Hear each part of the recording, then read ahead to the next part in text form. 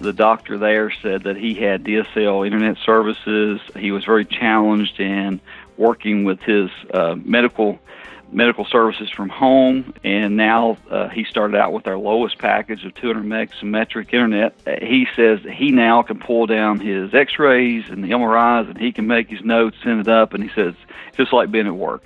Welcome to episode 374 of the Community Broadband Bits podcast from the Institute for Local Self-Reliance. I'm Lisa Gonzalez. We have another great conversation from Tennessee this week, where local communities are taking initiative to provide broadband for residents and businesses. Stacy Evans from BrightRidge in eastern Tennessee talks with Christopher about the public utility and how they're developing infrastructure to offer broadband service in the region. Stacy describes how they've worked within the confines of state limitations in order to legally expand their network and offers stories from subscribers. He also talks about the challenges they've faced as they've developed plans to deploy in a very large area in the Appalachians. He talks about how the fiber infrastructure is assisting with local electric services and their complementary fixed wireless service. In this interview, we also learn about the future plans and hear how BrightRidge is taking an innovative approach to deployment that makes subscriber options and future innovations easier to implement. Now here's Christopher with Stacy Evans from BrightRidge. Welcome to another episode of the Community Broadband Bits podcast. I'm Chris Mitchell at the Institute for Local Self-Reliance in Minneapolis, Minnesota. And today I'm speaking with Stacy Evans, the Chief Broadband Officer at BrightRidge in Johnson City or thereabouts, Tennessee. Welcome to the show. Thank you, Chris. So let me start by asking you to describe Johnson City and the areas just around it. Well, BrightRidge is an electric service provider in the city of Johnson City, as well as Washington County, Tennessee, portions of Sullivan County, and a small portion of Carter County, Tennessee. So we have 79,000 electric customers, covering about 350 square miles of area, 2,100 miles of electric distribution, and 120 miles of transmission lines. So this area, we have some manufacturing. We have some universities close by. East Tennessee State University is in our footprint, and some other smaller, educational institutions. So it's a beautiful area. We're among the mountains, the Appalachian Mountains, in northeast portion of the state of Tennessee. We started back in 2018, June. We launched our broadband division and kind of diversify from just electric, and it allowed us to look at other revenue opportunities for the electric side. As most people are probably aware, if you're in the region like this, we don't see a tremendous amount of customer growth. We do see some, but since the efficiencies of things like LED lighting and higher SEER-rated heat pumps are coming about, the revenue use per customer declines, and that's great. Efficiency is good, but it takes the same number of people for us to support that environment and that infrastructure. So looking at other opportunities for revenue kind of brought about our broadband division. Before we talk too much about broadband and actually even the utility, did I see correct? Is Johnson City the oldest town in Tennessee? Jonesboro is. Yeah, that's a good question, though. Yeah, Jonesboro is, and we serve that. We actually built it out with fiber, and it actually is, you're exactly right, the oldest town in Tennessee. It was established in 1780 something, I believe. But it existed when North Carolina owned the territory, I guess you would say. So that's great. Yeah, it is. If we take a step back then to you mentioned that the broadband work goes all the way back to 6 months ago. All the way. But I know Johnson City is something you've thought about for a long time. But I'm curious if you can tell us a little bit about the structure of the authority now, because you're no longer coupled to you're no longer a municipal utility of Johnson City. That you're exactly right. So up until October of 2017, we were known as Johnson City Power Board, and it was part of the municipal government of the city of Johnson City. And the population, just to give you an idea, there's 63,000 within the city limits, and then we have a large area within the county too. We became an energy authority in 2017, and that allowed us to look at projects such as broadband and be able to provide those kind of thinking outside the box a little bit to the broader customer base that we have. So not really locked into just Johnson City, and look at other opportunities too for synergies that might be available. Now, are you still constrained by Tennessee law in that you're not allowed to offer fiber optic services outside of your electric territory as a municipality would be? That is correct. Yes, we are still constrained that way. Yes. Okay. And then the other thing was you named BrightRidge, and I've driven through the Appalachians down there. It is indeed beautiful, but is there a specific ridge that is named BrightRidge, or what does that name come from? There was an effort put over multiple months to find a name that just related to the area, and there were multiple ones that were looked at. Interesting enough, earlier on, even before there was a spectrum, that was a name considered. Okay. So there was different things like that they were looked at, but nevertheless, they thought about the region, and being in the terrain, there are a lot of ridges. There's some mountain areas. And the bright portion just kind of came from a very positive outlook in what we saw for the region and be able to bring new services such as broadband to the customer base. And so it's just kind of a marketing option, I guess, we chose. So let's talk about what you're doing then, which I think is probably people who are listening who are thinking, well, this is great. It sounds like a great place to be. But what does this have to do with broadband? So what are you doing with broadband? Well, we officially launched the first fiber construction in January of 2019 this year, and we have an 8-phase project that we're building fiber past 42,000 potential customers. They're all electric customers of ours today.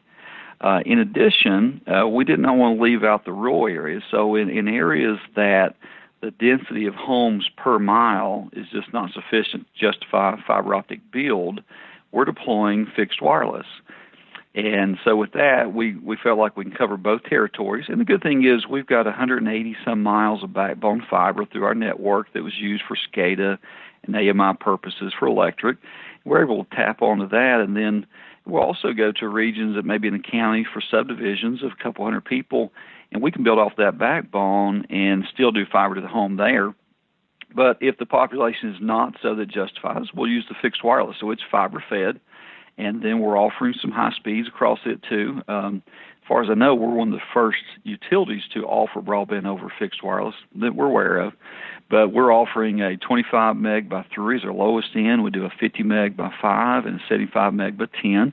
It's using LTE 4th generation technology.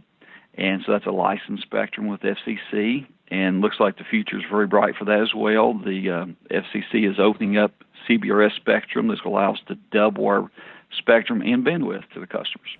And I was going to say that's a non-line of sight, right? So it works pretty well in your region.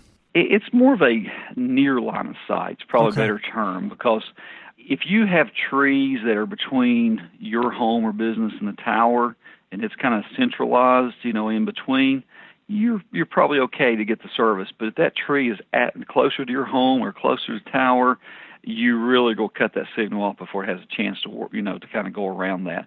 So near line of sight is probably a better term. It's using a 3.65 gigahertz spectrum range. Okay.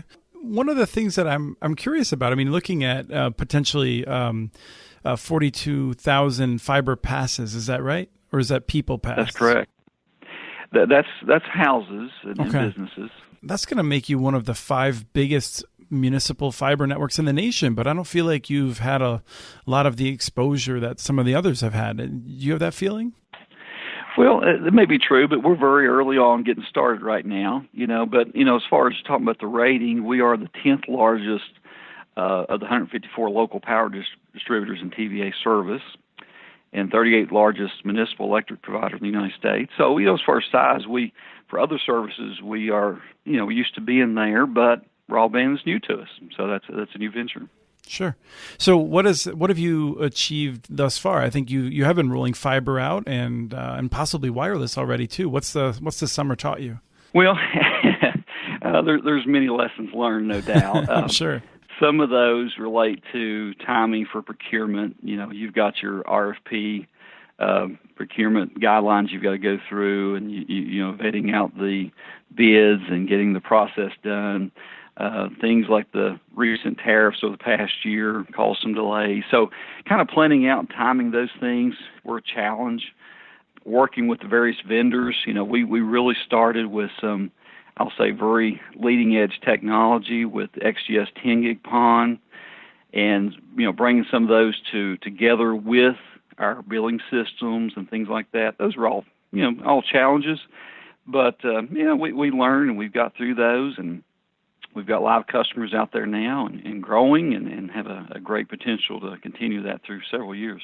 Well, let's talk about any experiences you've had. Have you had any customers saying that this has changed their lives, or have you heard of new businesses that are considering moving into the region, or what are the kind of the anecdotes that proved to you early on that this was a smart investment? So we have had multiple statements from various customers. I can think of one, a doctor that lives in Jonesboro, Tennessee. We actually built it out with fiber.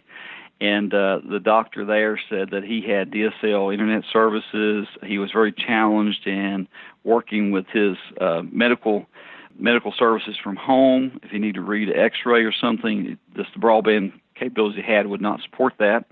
And now he started out with our lowest package of 200 meg symmetric internet. That sounds low, sounds low in some perspectives, but very high in a lot of others. Oh yeah, it feels so. You're charging $50 a month for that 200 megabit service. I pay twice that to Comcast. I get much slower upspeed, which is what I care about, and for many of the things I do. But I was teasing Christy Batts from Clarksville about this last week, because that's a very attractive package at a very nice price point. So thank you for giving me a chance to highlight that. Oh, absolutely, and you're exactly right. And what we're finding out is that we've got to educate our customer base on what that symmetric speed means. So, in some of the presentations that I've done before, I've told the customer, I said, in the past, the internet has been a pull type of technology. If you wanted to use it, you were browsing and pulling information down. You were downloading files. You didn't have as much you pushed to the internet or uploads. But that's flipping kind of now at this point in time. The use of smartphones and social media, people are pushing videos out. In the business environment, if a person's working from home, those kind of needs obviously is very bidirectional. And so we've seen that, we realize it, and that's we really want to tout that technology advantage that we can provide with that fiber network that the competition doesn't have available. And the customers are starting to pick up with that. And that doctor, for example, I mentioned, he says he now can pull down his X-rays and the MRIs, and he can make his notes, send it up, and he says it's just like being at work, So that's the kind of things we're seeing benefits. We had another business customer in Jonesboro that one of the incumbents, he was using them, and he had about 1 to 2 megabits, most he can get out of the service. Another one of the incumbents, cable provider, said that they could build to him for $1,600. And he said, well, I can't afford to pay $1,600 on a small shop. And we're able to build fiber there in downtown Jonesboro. We put it underground in conduit that adjacent to what we use for electrical service today. Very little disruption to the town. And he today, can have anything up to 10 gig service if he wants it. So he's very pleased, and he's told us about how it allows him to be very interactive with his catering business customers, be able to send quotes out instead of waiting, minutes for uploads of some of his files, and all of a sudden it's instant. So some great success stories there. We've worked with some student housing complexes that were very constrained for bandwidth to the students, and we've bumped them up where they were doing more or less a shared 50 meg, and now we've got them 200 meg symmetric to each apartment. So success stories like that, and many more to come. Obviously, we have just finished our first phase of fiber construction, which passes about 5,800 potential customers. We have started phase 2 and are about 40% done with that. We expect to really have it done by the end of November this year. So by then, we will have passed 11,000 potential customers with services between phase 1 and 2. So that will happen by the end of November of 2019. And then each year, we're adding between 5,000 and 6,000 additional potential customers on the fiber. but we're also passing about 4,000 potential customers with the fixed wireless at the same time. So all it's concurrent. So that's the thing about it. It's easy to focus on the fiber because all the bandwidth, which is great, but we're also getting some really good speeds out with fixed wireless to communities that never had anything like this. They were very constrained with what they had available to them. And is this something that's also going to improve the smart grid? A lot of the Tennessee munis talk about this a lot, and I'm curious if you're being pretty aggressive on that end too. Well, the fiber technology is used for our interrupter products, which that allows us to isolate a break in electrical lines and work around that so we can minimize the impact for outages and the impact it has on our customer base. It definitely does. It does not really impact our AMI portion of things because we already had an infrastructure that was using a hybrid fiber backbone as well as an RF backfeed on backhaul on the other services. But there's potential, because we do want to look at some layered services where we'll do some smart home technologies. We're really promoting right now electric car chargers. We're putting that out at some sites that we're sponsoring, such as a local museum. We're putting in the downtown area. We'd like to be part of that program. So there's several initiatives that can tie into as well. The last major question that I have before I'll make sure I'll ask you if I missed anything, I'm sure that right now, somewhere in Nashville, as we talk, there's a cable or telephone lobbyist who's going around saying, what these munis are doing is totally unnecessary. We already have cable access out there. We're doing, the telephone companies have the Connect America Fund dollars. How do you respond to that? Why is this a necessary investment for BrightRidge to make? So we work against three primary and major incumbents in the area.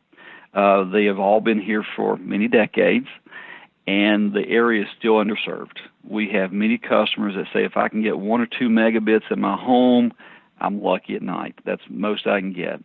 And then they will tell us they've got other services with cable, and they'll buy 100 meg, and they get maybe 50 meg down. And so we heard from the customer base, and we said we want to provide a product that is superior to anything we've seen, something that you can get the bandwidth you subscribe to, that you truly can get high-speed internet, broadband-rated services. And so we're providing something that the others had opportunity to do but never did. And I'll mention this, though, since we went into the business, we have seen them raise the bar and build out some new areas and adjust pricing, which is good. All the customers win. If you are in their service territory and never buy a broadband service from BrightRidge, you have an advantage today you didn't have before we came into business.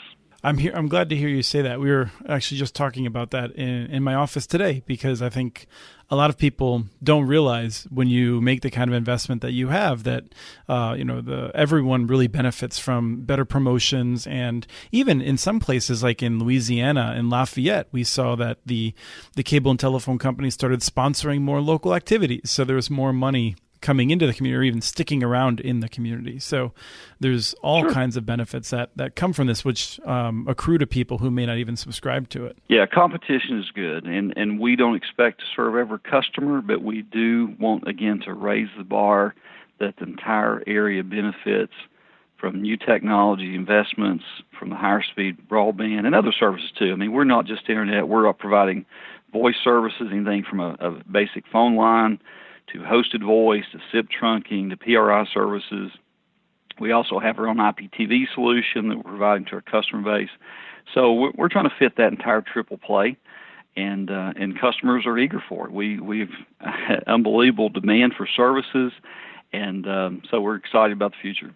And are your fixed wireless customers able to take advantage of the IPTV as well? Well, today, with the current content provider licenses that we're under, the answer is no to that. Now, they can take advantage of any over-the-top solution, of course. And because we knew that one size does not fit all, we have two options. We say if you want to buy our IPTV solution, we're glad to do that if you're on fiber. If either one, fiber or wireless, if you want to go over the top and cut the cord, we'll help you do that. We'll help you make that conversion at time of install, and we put in a managed Wi-Fi router with mesh extenders if required, and we give them 24/7 support. They can call in for their over-the-top experience problems, and we charge a nominal monthly fee for that. So we help empower them with a choice, whichever they want to go with. It's up to them. That's terrific. I think we're going to see more of that from a lot of the cities that have been doing this sort of thing and trying to figure out how to navigate this transition. But I want to be clear for people who may not be familiar. So when you want to distribute television content, you have to sign legal contracts, and it's those legal contracts that prohibit you from offering certain types of content on the wireless side. Is that right? That is correct, yes. And presumably that's because of a concern about piracy or something like that. It would be an encryption. I think some of those barriers will come down over time, but that's the current state of things at the moment. Right. Thank you for clearing that up, because I think sometimes people are kind of confused because from a technical point of view, it's all ones and zeros over the air or the fiber, right? Absolutely. Absolutely. Yeah, from a technical perspective, we could offer any of those services on the wireless as well. That is not constrained at all. That's correct. So is there anything else that I should have asked you that I've missed that we want to get in before we end it? I do have a few bragging points, if you don't mind. I'd love to hear describe some things that we're doing that are a little bit unique to maybe some of the other deployments. So when we looked at this design, we wanted to make the network as future-proof as possible. And I realize, I've been in the industry a long time, I realize there's no such thing in technology as future-proof, but as much as possible. So what we did, we went with the passive optical network, but we also layered it with what's called a coexistence element. That allows you to combine your standard GPON technology, the wavelengths on that, with XGS 10 gig PON, also with NG-PON 2, and whatever else comes in the future. So that coexistence element has multiple ports, and you're going to plug in the new technology to it, and it's kind of a combiner for the various light waves. And what it allows us to do is grow out our customer base by choosing the technology we install at the customer's premise, home or business. And if they just need up to 1 gig, we use GPON. They need up to 10 gig, we use XGS-PON 2. They need potentially something more than that, then we've got options to use multiple ways with the NG-PON 2 technology as well. So this allows the same infrastructure without changing the fiber optic network out at all to carry all those simultaneous in the same optical splitters, provide the both or all those technology abilities. So we were I understand we're the sixth community in the United States announced we have launched 10 gig internet service to our residential customer base.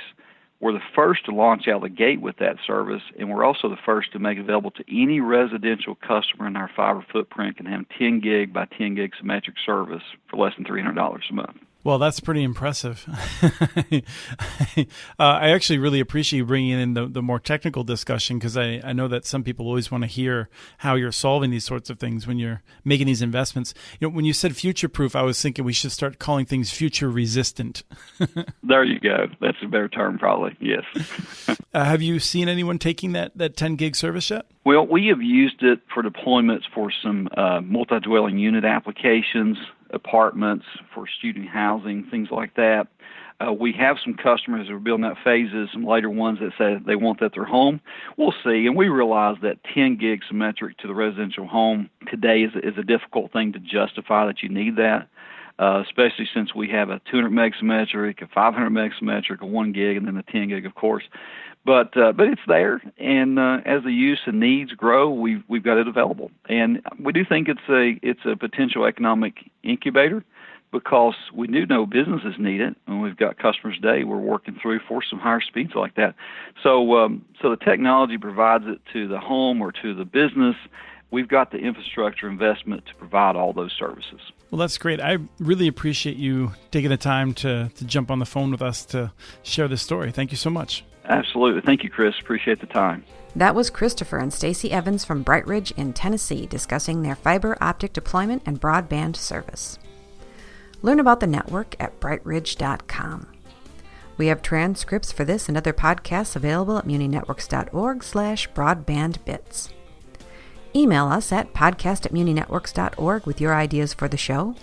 Follow Chris on Twitter. His handle is @CommunityNets.